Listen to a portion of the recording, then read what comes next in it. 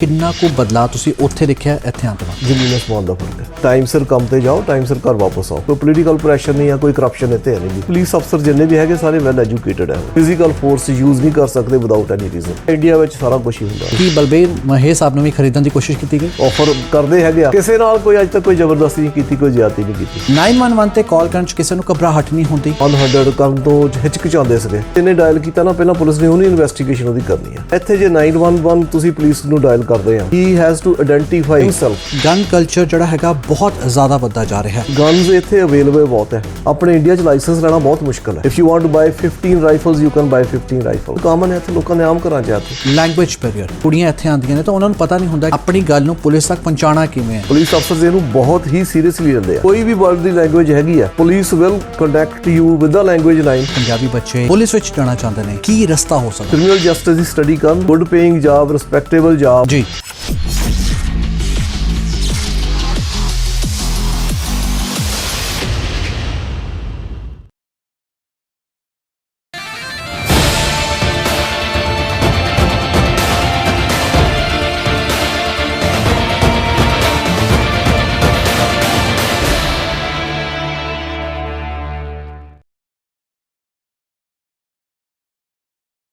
ਸਤਿ ਸ਼੍ਰੀ ਅਕਾਲ, ਨਮਸਕਾਰ, ਆਦਾਬ। ਮੈਂ ਹਾਂ Palwinder Singh Virmani. The big point program ਵਿੱਚ ਆਪ ਸਭ ਦਾ ਇੱਕ ਵਾਰ ਫਿਰ ਤੋਂ ਸਵਾਗਤ ਹੈ।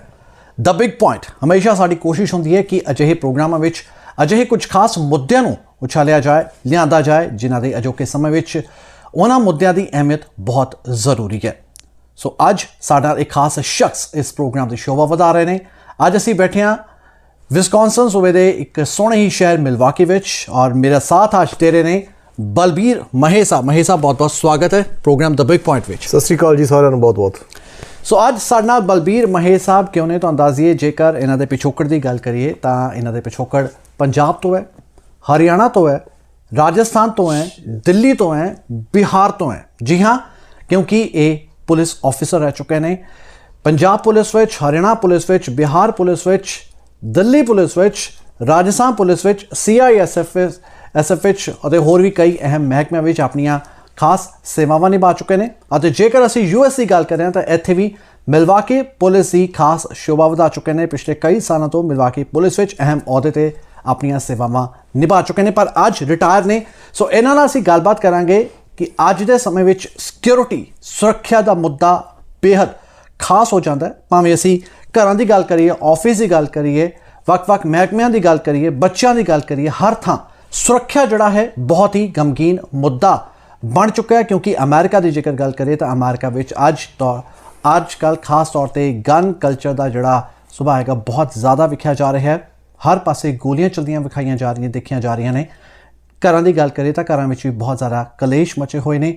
ਸੜਕਾਂ ਦੀ ਜੇਕਰ ਗੱਲ ਕਰੀਏ ਤਾਂ ਸੜਕਾਂ ਤੇ ਲਗਾਤਾਰ ਹਾਦਸੇ ਵਾਪਰ ਰਹੇ ਨੇ। ਨੌਜਵਾਨਾਂ ਦੀ ਗੱਲ ਕਰੀਏ ਤਾਂ ਨੌਜਵਾਨਾਂ ਵਿੱਚ ਨਸ਼ਾ ਦਾ ਰੁਝਾਨ ਲਗਾਤਾਰ ਵੱਧਦਾ ਜਾ ਰਿਹਾ ਹੈ। ਇਹਨਾਂ ਤੇ ਲਗਾਮ ਲਗਾਉਣ ਦੇ ਲਈ ਕਿਸ ਤਰ੍ਹਾਂ ਪੁਲਿਸ ਆਪਣੀ ਅਹਿਮ ਭੂਮਿਕਾ ਨਿਭਾਉਂਦੀ ਆ ਰਹੀ ਹੈ ਅਤੇ ਕੀ ਅੱਗੇ ਫਿਊਚਰ ਪਲਾਨਸ ਨੇ, ਜ਼ਰੂਰ ਮਹੇਸ਼ ਸਾਹਿਬ ਤੋਂ ਅਸੀਂ ਜਾਣਨ ਦੀ ਕੋਸ਼ਿਸ਼ ਕਰਾਂਗੇ। ਮਹੇਸ਼ ਸਾਹਿਬ, ਜਿਵੇਂ ਮੈਂ ਆਪਣੀ ਇੰਟਰੋਡਕਸ਼ਨ 'ਚ ਕਿਹਾ, ਕਿਉਂਕਿ ਬੇਹੱਦ ਗਮਗੀਨ ਮੁੱਦੇ ਅੱਜ ਸਾਡੇ ਆਸ-ਪਾਸ ਵਿਚਰ ਰਹੇ ਨੇ। ਤੁਸੀਂ ਬਹੁਤ ਲੰਬੇ ਸਮੇਂ ਤੋਂ ਪੁਲਿਸ ਦੀਆਂ ਸੇਵਾਵਾਂ ਨਿਭਾ ਰਹੇ ਹੋ। ਜੇਕਰ ਅਸੀਂ ਤੁਹਾਡੇ ਪਿਛੋਕੜ ਦੀ ਮੈਂ ਆਪਣੇ ਦਰਸ਼ਕਾਂ ਨੂੰ ਦੱਸਿਆ, ਪਰ ਤੁਹਾਡੇ ਜ਼ੁਬਾਨੀ ਅਸੀਂ ਜਾਣਨਾ ਚਾਹਾਂਗੇ ਕਿੰਨੇ ਸਾਲਾਂ ਤੋਂ ਪੁਲਿਸ ਮਹਿਕਮੇ ਵਿੱਚ ਬਤੌਰ ਸੇਵਾਵਾਂ ਤੁਸੀਂ ਨਿਭਾ ਰਹੇ ਹੋ, ਜੇਕਰ ਅਸੀਂ ਸ਼ੁਰੂਆਤ ਇੰਡੀਆ ਤੋਂ ਕਰਦੇ ਹਾਂ ਤਾਂ? ਦੇਖੋ ਜੀ, ਮੈਂ 1982 ਵਿੱਚ ਮੈਂ MA ਕੀਤੀ ਸੀ ਗਵਰਨਮੈਂਟ ਕਾਲਜ ਹੁਸ਼ਿਆਰਪੁਰ ਤੋਂ। BA ਕੀਤੀ ਸੀ ਮੈਂ ਜਲੰਧਰ ਤੋਂ।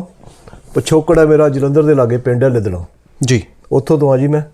ਤਾਂ ਜਿੱਦਾਂ ਮੈਂ ਕਿਹਾ 1982 ਵਿੱਚ ਮੈਂ ਸਬ ਇੰਸਪੈਕਟਰ ਬਣ ਗਿਆ ਸੀ ਮੈਂ। ਤੇ ਹਰਿਆਣਾ ਪੁਲਿਸ ਵਿੱਚ ਅਸੀਂ ਮਧੂਬਨ ਤੋਂ ਮੈਂ ਟ੍ਰੇਨਿੰਗ ਲਈ ਆਪਣੀ ਜੀ। ਉਸ ਤੋਂ ਬਾਅਦ 'ਚ ਪੰਜਾਬ ਪੁਲਿਸ ਨਾਲ ਪ੍ਰੈਕਟੀਕਲ ਟ੍ਰੇਨਿੰਗ ਵਾਸਤੇ ਅਟੈਚਮੈਂਟ ਰਿਹਾ ਜਲੰਧਰ ਵਿੱਚ 2 ਨੰਬਰ ਡਿਵੀਜ਼ਨ ਵਿੱਚ ਤੇ 6 ਨੰਬਰ ਡਿਵੀਜ਼ਨ ਵਿੱਚ ਜੀ। ਉਸ ਤੋਂ ਬਾਅਦ ਮੈਂ ਆਪਣੇ ਪੇਰੈਂਟ ਡਿਪਾਰਟਮੈਂਟ CISF ਵਿੱਚ ਬਿਹਾਰ 'ਚ ਮੇਰੀ ਸਿੰਧਰੀ 'ਚ ਪੋਸਟਿੰਗ ਹੋ ਗਈ ਜੀ। ਐਂਡ ਉੱਥੋਂ ਮੈਂ 1986 ਵਿੱਚ ਮੈਂ ਬਤੌਰ ਸਬ ਇੰਸਪੈਕਟਰ ਦਿੱਲੀ ਪੁਲਿਸ ਵਿੱਚ ਆ ਗਿਆ ਸੀ ਮੈਂ ਜੀ। ਦਿੱਲੀ ਪੁਲਿਸ ਵਿੱਚ ਐਜ਼ ਏ ਇਮੀਗ੍ਰੇਸ਼ਨ ਅਫਸਰ ਮੈਂ Delhi airport, Indira Gandhi international airport ਤੇ 86, 87 ਤੇ 88 ਵਿੱਚ ਕੰਮ ਕੀਤਾ ਉੱਥੇ ਮੈਂ ਜੀ। ਤੇ ਉਸ ਤੋਂ ਬਾਅਦ ਮੇਰੀ ਪ੍ਰਮੋਸ਼ਨ ਹੋ ਗਈ 1988 ਵਿੱਚ। ਮੈਂ ਇੰਸਪੈਕਟਰ ਬਣ ਗਿਆ। ਮੈਂ ਵਾਪਸ ਆਪਣੇ ਪੇਰੈਂਟ ਡਿਪਾਰਟਮੈਂਟ ਚਲਾ ਗਿਆ ਤੇ ਉਸ ਤੋਂ ਬਾਅਦ 'ਚ ਮੈਂ 1990 ਜੌਬ ਛੱਡ ਦਿੱਤੀ, ਮੈਂ ਰਿਜ਼ਾਈਨ ਕਰ ਦਿੱਤਾ ਜੀ। ਤਕਰੀਬਨ 8 ਸਾਲ ਤੁਸੀਂ ਜਿਹੜੀ ਇਹ ਜੌਬ ਕੀਤੀ ਹੈ, ਲੇਕਿਨ 8 ਸਾਲਾਂ ਵਿੱਚ ਤੁਸੀਂ ਬਹੁਤ ਸਾਰੇ ਤਜਰਬੇ ਹਾਸਲ ਕੀਤੇ, ਪੰਜਾਬ ਦੇ, ਹਰਿਆਣਾ ਦੇ, ਬਿਹਾਰ ਦੇ, ਰਾਜਸਥਾਨ ਦੇ, ਦਿੱਲੀ ਦੇ ਜੀ। ਤੇ ਉਸ ਤੋਂ ਬਾਅਦ ਤੁਸੀਂ ਸਫ਼ਰ ਸ਼ੁਰੂ ਕੀਤਾ US ਦਾ ਜੀ। US ਦਾ ਸਫ਼ਰ ਕਿਉਂ ਸ਼ੁਰੂ ਹੋਇਆ? US ਵਿੱਚ ਵੱਡੇ ਭਾਜੀ ਸੀਗੇ ਮੇਰੇ, ਮੰਮੀ ਡੈਡੀ ਇੱਥੇ ਸੀਗੇ ਜੀ। ਤੇ ਬਾਕੀ ਵੀ ਜੋ ਉੱਥੇ ਬਾਕੀ ਫੈਮਿਲੀ ਸੀ ਉਹ ਵੀ ਇੱਥੇ ਆਉਣ ਦੇ ਵਿੱਚ ਪ੍ਰੋਸੈਸ ਵਿੱਚ ਸੀਗੇ ਜੀ। ਫਿਰ ਮੈਂ ਸੋਚਿਆ ਵੀ ਜੇ ਮੈਂ ਇੱਥੇ US ਨਹੀਂ ਆਇਆ ਤੇ ਮੈਂ ਉੱਥੇ ਇਕੱਲਾ ਹੀ ਰਹਿ ਜਾਣਾ, so that's why I came here also. ਇੱਥੇ ਆ ਕੇ ਫਿਰ ਪੂਰੀ ਫੈਮਿਲੀ ਸੈਟਲ ਕੀਤੀ ਤੁਸੀਂ? ਨਹੀਂ, ਮੈਂ ਵਿਆਹ ਹੋਇਆ? ਹਾਂ ਮੈਂ ਸ਼ਾਦੀ ਕੀਤੀ, ਹਾਂਜੀ। ਤਾਂ ਆਪਣੀ ਫੈਮਿਲੀ ਸੈਟਲ ਕੀਤੀ, ਬਾਕੀ ਸਾਰੇ ਸੈਟਲਡ ਹੀ ਸੀਗੇ ਜੀ। ਤਾਂ ਡੈਡੀ ਇੱਥੇ ਸੀਗੇ, ਮੰਮੀ ਇੱਥੇ ਸੀਗੇ, ਵੱਡੇ ਭਾਜੀ ਇੱਥੇ ਸੀਗੇ ਤੇ ਦੈਨ ਸ਼ੁਰੂ ਤਾਂ ਇੱਥੇ ਸਾਰੇ ਸਟਰਗਲ ਕਰਦੇ ਆ, ਸ਼ੁਰੂ ਵਿੱਚ ਸਟਰਗਲ ਕੀਤੀ ਕਾਫੀ ਜੀ। So I start working in a factory, ਪਰ ਉਸ ਫੈਕਟਰੀ ਵਿੱਚ ਵੀ ਮੈਂ ਵਿਦਨ 6 ਮੰਥ ਮੈਂ I got promoted to like a manager ਔਰ ਸੁਪਰਵਾਈਜ਼ਰ ਤੇ ਮੇਰੇ 53 ਬੰਦੇ ਮੇਰੇ ਕੋਲ ਕੰਮ ਕਰਦੇ ਸੀ, ਮੇਰੇ ਅੰਡਰ ਕੰਮ ਕਰਦੇ ਹੁੰਦੇ ਸੀਗੇ ਜੀ। ਤੇ ਫਿਰ ਇੱਥੇ ਮਿਲਵਾਕੀ ਪੁਲਿਸ 'ਚ ਕਿਵੇਂ ਐਂਟਰੀ ਹੋਈ ਤੁਹਾਡੀ?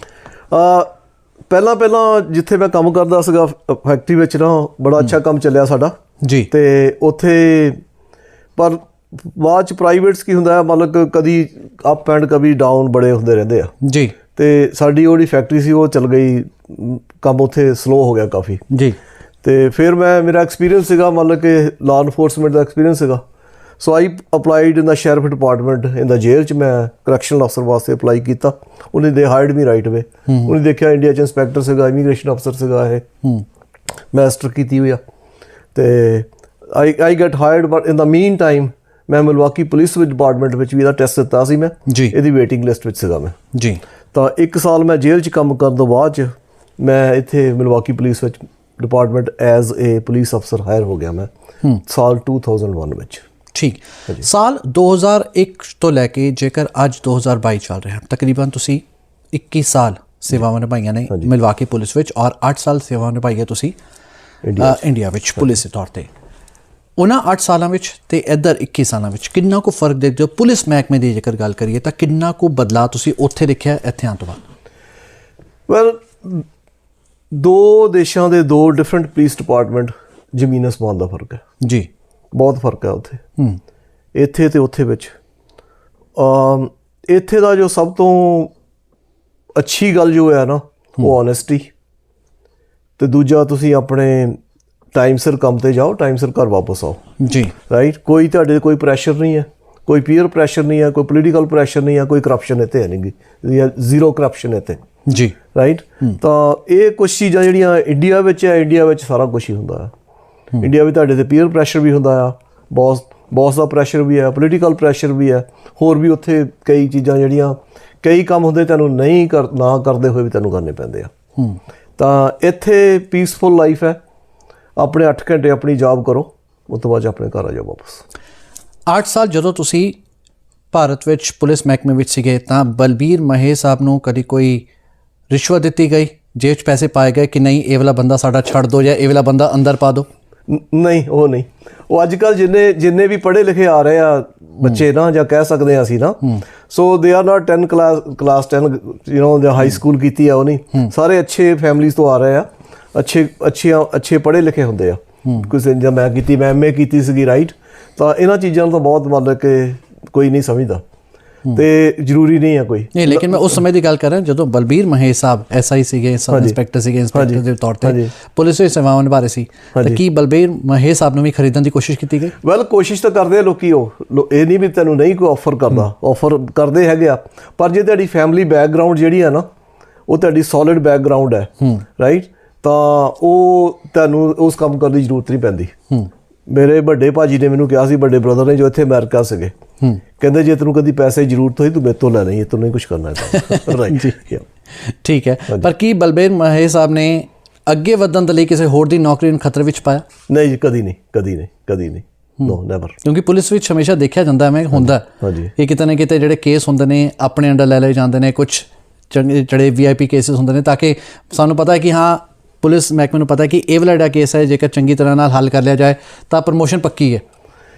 ਕਿਸੇ ਨਾਲ ਕੋਈ ਅੱਜ ਤੱਕ ਕੋਈ ਜ਼ਬਰਦਸਤੀ ਨਹੀਂ ਕੀਤੀ, ਕੋਈ ਜ਼ਿਆਦਤੀ ਨਹੀਂ ਕੀਤੀ।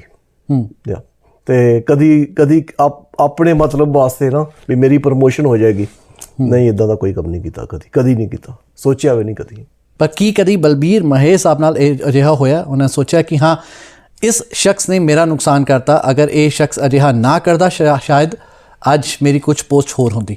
ਨਹੀਂ, ਇਦਾਂ ਵੀ ਕਦੀ ਨਹੀਂ ਹੋਇਆ, ਕਿਉਂਕਿ ਜੇ ਤੁਸੀਂ ਕਿਸੇ ਦਾ ਕਦੀ ਮਾੜਾ ਨਹੀਂ ਕੀਤਾ ਨਾ, ਤੁਹਾਡਾ ਵੀ ਕੋਈ ਮਾੜਾ ਕਦੀ ਨਹੀਂ ਕਰੂਗਾ, ਜੋ ਮੇਰੀ ਆਪਣੀ ਸੋਚ ਹੈ।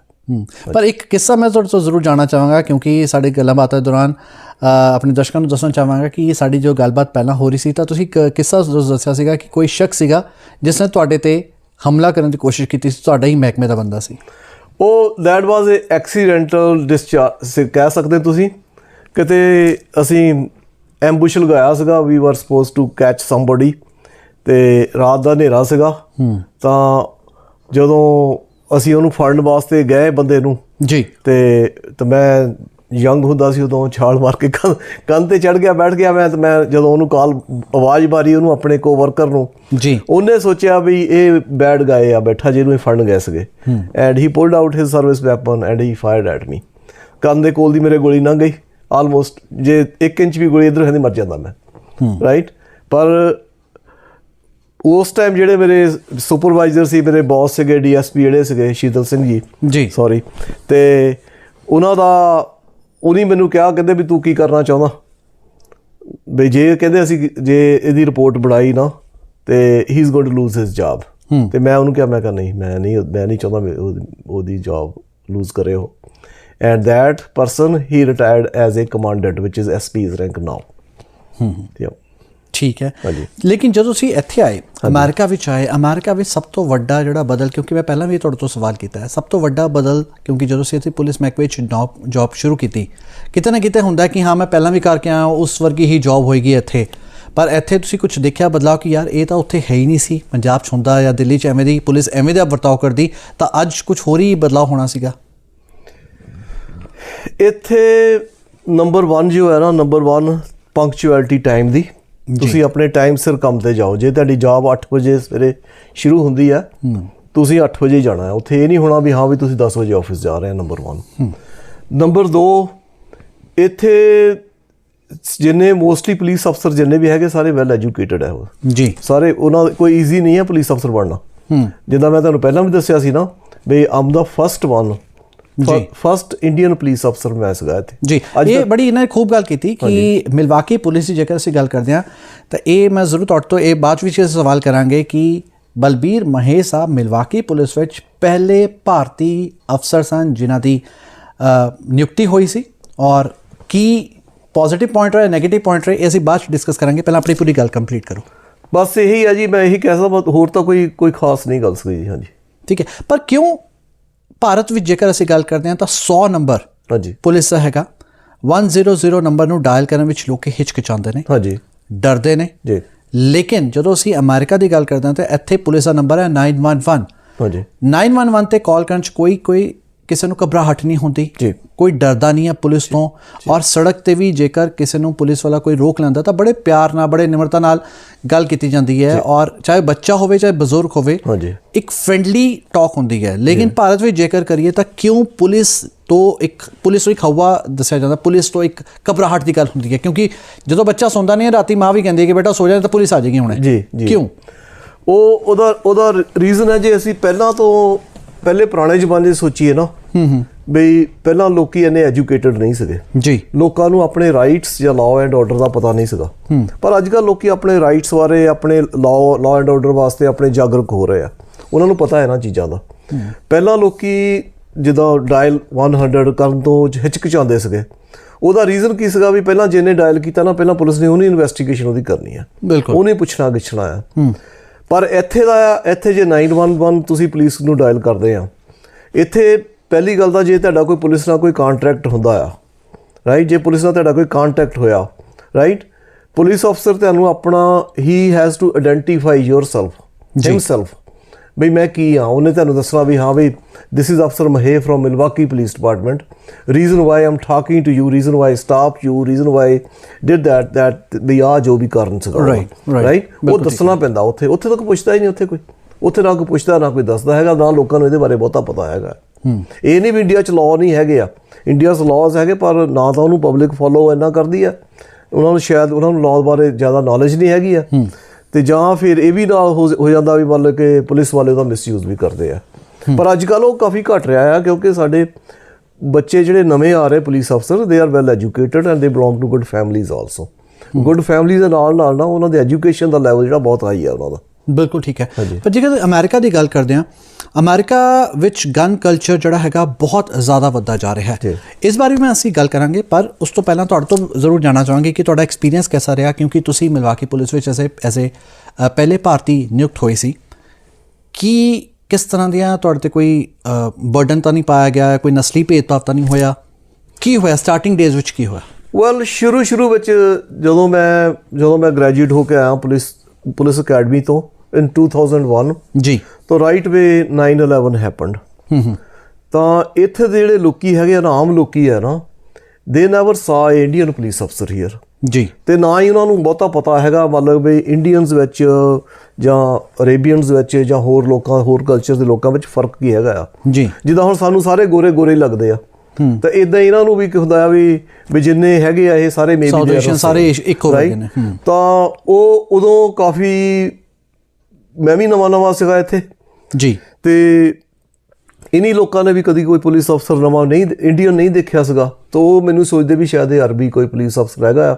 ਹੇਟ ਬਹੁਤ ਸੀ ਉਹਨਾਂ ਦੇ ਮਨ ਵਿੱਚ, ਅਤੇ ਉਦੋਂ ਔਖਾ ਵੀ ਲੱਗਦਾ ਸੀਗਾ, ਕਿਉਂਕਿ ਇੰਡੀਆ ਵਿੱਚ ਕਦੀ ਕੋਈ ਸਵਾਲ ਹੀ ਪੈਦਾ ਨਹੀਂ ਹੁੰਦਾ ਵੀ ਕੋਈ ਪੁਲਿਸ ਅਫਸਰ ਹੈਗਾ। ਜਦੋਂ ਮੈਂ ਸਬ ਇੰਸਪੈਕਟਰ ਸੀ, ਇੰਸਪੈਕਟਰ ਸੀਗਾ, ਵੀ ਤੁਹਾਡੇ ਮੂੰਹ 'ਤੇ ਤੁਹਾਨੂੰ ਕੋਈ ਗਾਲ ਕੱਢ ਜਾਵੇ। ਜੀ ਜੀ। ਤਾਂ ਇੱਥੇ ਨੋਰਮਲੀ ਸੀ, ਇਹ ਕਾਮਨ ਨਹੀਂ ਸੀਗਾ ਬਈ ਸਾਰੇ ਨਹੀਂ, ਪਰ some of them they can even say anything, ਪਰ ਤੁਸੀਂ ਕੁਛ ਨਹੀਂ ਕਰ ਸਕਦੇ ਇੱਥੇ, ਕਿਉਂਕਿ ਤੁਸੀਂ ਇੱਥੇ ਕੋਈ ਫਿਜ਼ੀਕਲ ਫੋਰਸ ਯੂਜ਼ ਨਹੀਂ ਕਰ ਸਕਦੇ ਵਿਦਾਊਟ ਐਨੀ ਰੀਜ਼ਨ।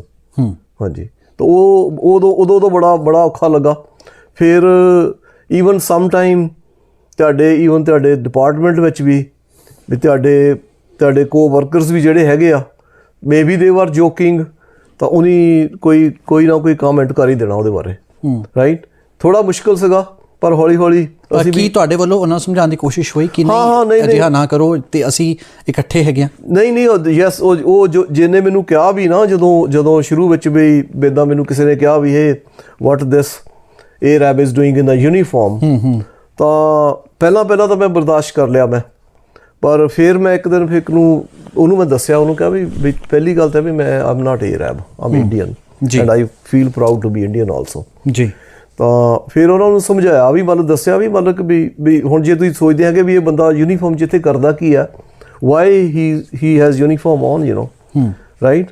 ਤਾਂ ਮੈਂ ਉਹਨੂੰ ਕਿਹਾ ਵੀ ਮਤਲਬ ਉਹਦਾ ਇੱਕ ਰੀਜ਼ਨ ਤੂੰ ਵੀ ਹੈ, ਵੀ ਤੁਹਾਡੇ ਕੋਲ ਸਾਰੇ ਚਾਂਸ ਸੀਗੇ, you was born here, you got you education here, you know the language, you know everything. ਹੁਣ ਮੇਰਾ ਕੀ ਆ, ਮੈਂ ਤਾਂ ਉਹ ਇੰਡੀਆ ਤੋਂ ਆਇਆ, ਉਹ ਇੱਕ ਪਿੰਡ ਚੋਂ ਨਿਕਲ ਕੇ ਇੱਥੋਂ ਆਇਆ ਮੈਂ, ਰਾਈਟ, ਬਿਲਕੁਲ। ਪਰ ਮੈਂ ਇੱਥੇ ਆ ਕੇ ਪੁਲਿਸ ਅਫਸਰ ਬਣ ਗਿਆ। ਉਹ ਫਾਲਟ ਕਿਹਦਾ ਆ ਦੇਖਿਆ ਜਾਵੇ ਤਾਂ ਤੇਰਾ ਫਾਲਟ ਹੈ, ਰਾਈਟ। ਤੇ then they don't have anything to say, ਯਾ।